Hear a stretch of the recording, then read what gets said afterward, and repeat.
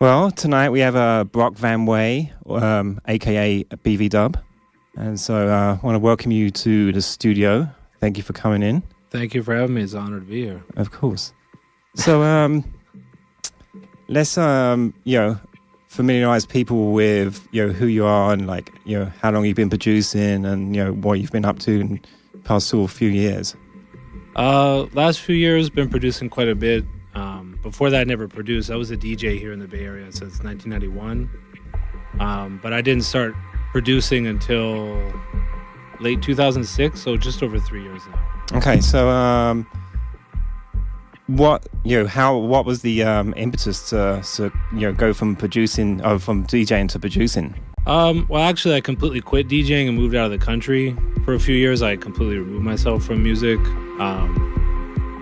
And after I came back, it was actually a friend of mine who'd been pushing me for a long time, and he finally was like, dude, take like an hour. I'm going to sit down with you. I'm going to teach you how to put it together a little bit. And I was like, all right.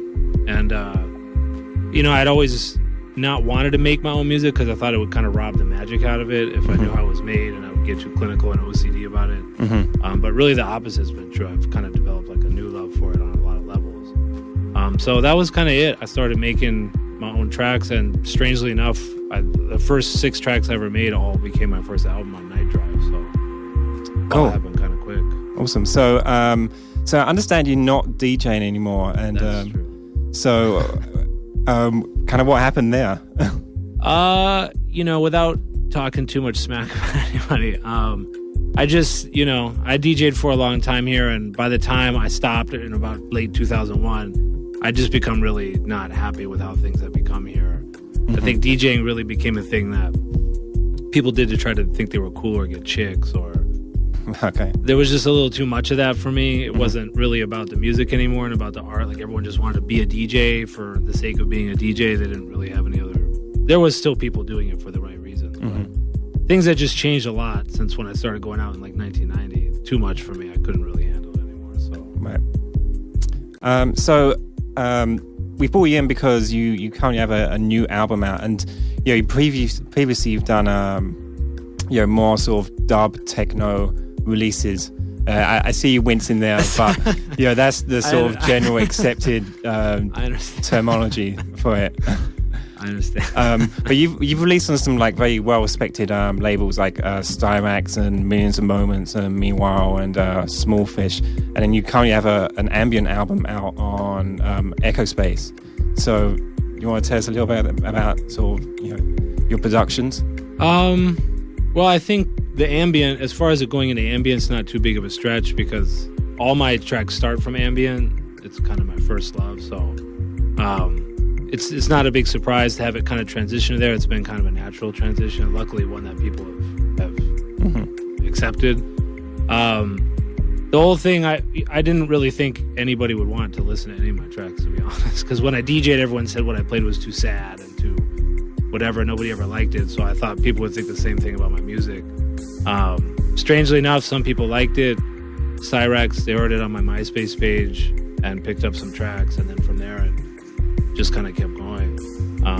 I was just really lucky to meet some good people, have some good people come along and heard my music. And all I do is just make what I've been making, and luckily people like it. Yeah, cool. It's definitely it's good that people have connected. So the Echo Space release, Steve Hitchell, basically, I kind of understand you guys kind of connected, and that's how it came to being released on Echo Space, the album. Yeah, it was really cool. One day I got an email from him. I'd never met him. Of course, I knew who he was. I'd actually known Rod, albeit through email, for about 10 years. But I never had met Steve. And one day I got an email from him. He said he had bought a bunch of my records. Oh, cool. I thought that was really cool, because you don't really expect a guy like that to contact you and tell you about your records. Yeah, it's probably quite gratifying. Yeah, it was really gratifying. And he was he said he really felt a lot of the stuff that I had done and just wanted to kind of connect. He felt like we kind of had a connection through his, how he felt my music. And we started kind of talking back and forth through email, kind of became email friends. And one day I just kind of broached the subject, what would you think about listening to some stuff? He said he was down for it, but it had to be something made completely from scratch for that. It couldn't just be tracks that were laying around or something like that. It had to be something completely from the heart, from scratch for that. So I said, okay, I'll try. And I sat down and made the whole album from start to finish. The tracks are in the order they were made, so it's completely in order. Cool. I was shocked. He loved it. And Steve's actually also done an accompanying remix CD, a whole CD for which goes with your album. So, which is actually really nice. Which what we're hearing right now in the background. Yeah, that was a huge. I mean, I thought it was just going to be that. Then he proposed that, which I thought was really amazing because I'm a huge fan of his music, and I think it was kind of a great opportunity for him too because he was able to kind of showcase. He's a really talented musician, not just a quote unquote techno guy. So it was kind of a chance for him to showcase that a lot more. I think he did a lot of live instrumentation and really beautiful percussion and instrumentation work. That was a big honor. I mean, I think his CD is amazing.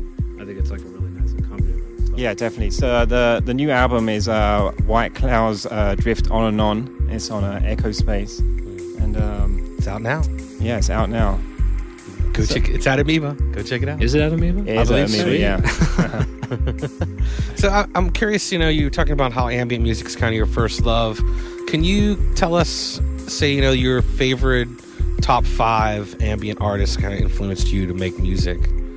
Number one, hands down, Steve Roach. Uh-huh. That's, to me, you don't like ambient if you don't like Steve Roach. Yeah. That's just me, but... Definitely, I can agree with that. Steve Roach for sure. A lot of stuff on Hypnos from the mid-late 90s. Gas, of course, who's not influenced by Gas. A lot of classical, which, I mean, I guess you could call ambient because I have a lot of classical training when I was a kid. Can you elaborate on that a little bit?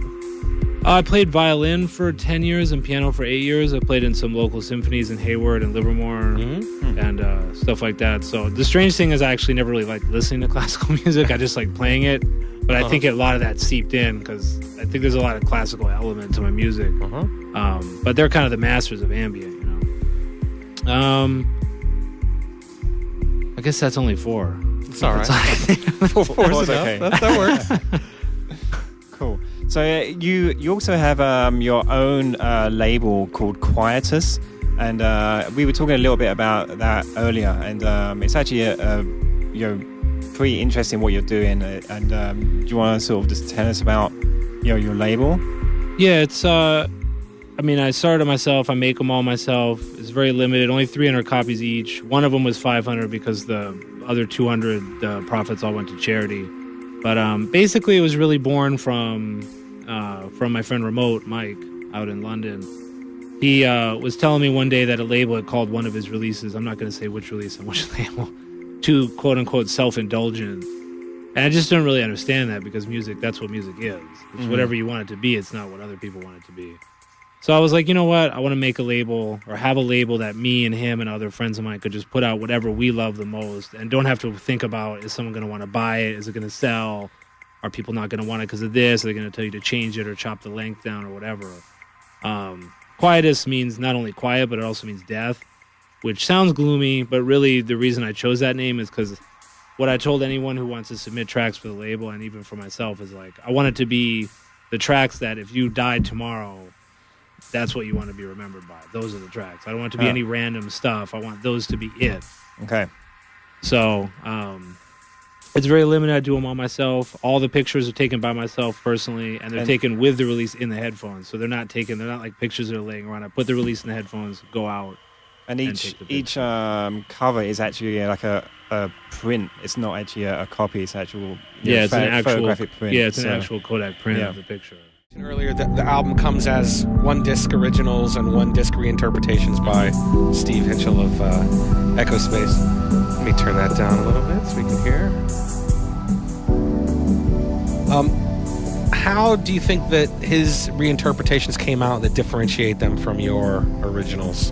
I think they capture a lot of it because I think in a way I would say most of my music harks back to the 90s in a way because that's my biggest influence. And I think his took it even more overtly in that direction, but not sounding dated, but just being very kind of that 90s electronica kind of vibe to it. So I think he took it in a little more of a direction. I think actually I guess I could put it in the way that I think his took it more in the direction of where my influence actually probably comes from, whereas mine's more the end result, and he kind of summed it all up. Gotcha. I didn't really expect it to come out. I thought like most people, I thought it was going to come out very like echo space, quote unquote, and more dark and dubby. I hate that word, but for lack of a better, you know, like I think most people thought it would, and it was so different, you know. Yeah, I mean, you know, the one thing that stands out is it's not really drenched in effects, and it doesn't seem to have that kind of I don't know what's the quality I'm looking for. Anyway, but the drenched in effects thing is kind of tons of echo and very very spacious. Which this is as well, but. Yeah, but he took it in a very much more like he played all the live instruments and did a lot of live things on it. And I think it shows. Definitely, definitely. So, what's coming up for you, like in the coming year? Quite a bit of stuff. I have a full-length ambient album coming out on Quietus in a few months. I have a full-length album coming out on Somnia, which is a label that used to be out of Oregon, I believe. Now they're out of Hawaii. It's a domestic label. That's coming out, I think, next month. And they do, it's 777 copies. They do it all by hand. So I really like that. I have a full-length ambient album coming out on Distant Noise, which is an ambient shoegaze label in England. I just finished an album for Home Normal, which is a new ambient label also in England. I just finished that a couple days ago. That'll be out early next year. Then I have 2 other albums that are still... Yeah, I've seen that's a lot of albums. I know. That I'm still kind of... They're kind of debating exactly what's going to happen with it yet. And I also just finished a huge remix of Celestian for Remote. It's 40 plus minutes. Wow. And that'll be out. Yeah. Well, his original is 40 plus minutes, so Okay. I matched it, not to be outdone. So that'll be coming out later this year, I think. Cool. So, Well, damn. That's a lot of music. I know. Well, I'm trying to get it all in before everybody decides they hate me and they don't want to listen to it. Come on. I don't know how that's possible. Yeah, I don't think so. So, we talked about your influences earlier, and you mentioned all these labels. I was kind of wondering if you could tell us what your kind of current favorite ambient labels and artists are. I do listen to some new stuff. I still really do listen to a lot of old stuff. I listen to Thomas Koner every night. I can't go a single night without listening to a Thomas Koner album. So, I mean, that guy's the man. Right on. A lot of Steve Roach, things like that. I mean, I listen to a lot of older stuff, but some newer stuff. I like Last Days a lot. I listen to a lot of his stuff. The new Pan American I listen to like crazy. I've listened to it probably hundreds of times. Tim Hecker, a lot of stuff like that. More kind of drone bass, a little more guitar bass, drone bass stuff. Are you a fan of Stars of the Lid? Absolutely. Right on. Exuviae, Luvium, a lot of different kind of ambient stuff. That's what I listen to mostly. If I listen to stuff with beats, it's generally going to be deep house from like the early 90s because that's what I like the most. Right on. And a lot of drum and bass. I listen to tons of drum and bass. Who knew? Who would have thought that? I know. People don't really think that. I probably actually listen to drum and bass more throughout the day than any other kind of music. Okay. I love it. Okay. I've loved it for 15 years. So. Yeah, right on. Cool. Sweet. Well, unless Cez has anything else, I want to thank you for coming by. Thanks a lot. I really appreciate it. Thanks, Definitely. man. Love the music. Thank you very much. And the album is called, if I can read it. It's a little blurry. Go ahead and tell me what it is. White Clouds Drift On and On. And it's in stores now. Go check it out.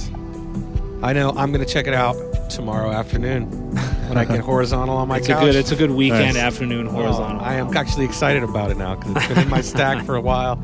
I'm going to jump on it. It's going to be perfect. Yeah, it's a great album. I definitely highly recommend it. So, yeah. It gets the Friday Night Session seal of approval, people. What more do you need? Yeah, thanks for coming by. And thank you guys. We'll be sure to keep playing your tunes. And hopefully we'll see you soon. Maybe after all these albums come out and we've had a chance to process them, we'll have you back. It's a lot to process. Yeah, it's quite a bit. Thanks, dude. Cool. Thank you, Thanks, man. Thanks. Lots more music to come.